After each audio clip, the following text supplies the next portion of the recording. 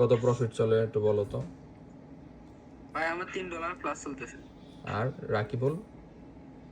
আমার ভাই $7। শুক্রিয়া, আলহামদুলিল্লাহ। এই পর্যন্ত 50% আসলে হাফ বুক করে নিও। আর কেউ কি বলবা না, নাকি তোমাদের পাপ হবে?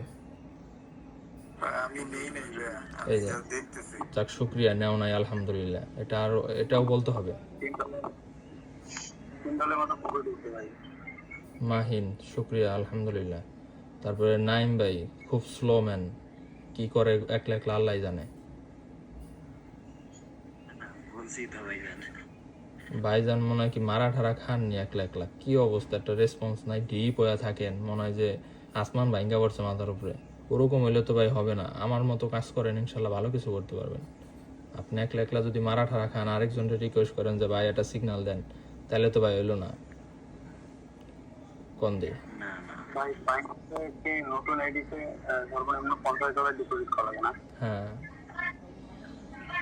নাইম ভাই, এটা করিয়েন না, ঠিক আছে? অন্যকে যাইয়া বললেন না যে সিগন্যাল মিগনাল দেন, এতে আপনার ধরেন একটা লস হইলে হবে। আপনি ডিসিপ্লিনে থাকেন, ভালো কিছু করতে পারবেন। ডেইলি 4-5টা ট্রেড নেওয়ার দরকার নাই, ডেইলি 2টা ট্রেড নেবেন, একদম ভালো ট্রেড। এসএল গেল স্টপ, প্রফিট হলো স্টপ, এবং রুলসে থাকেন, ভালো কিছু করতে পারবেন। এখন যদি আমার ট্রেড নেন, আবার আরেক গ্রুপে যে আরেকজনের রিকোয়েস্ট করেন, আরেক বাইরে ফোন দেওয়া রিকোয়েস্ট করেন, বিষয়টা ঝামেলার, ঠিক আছে?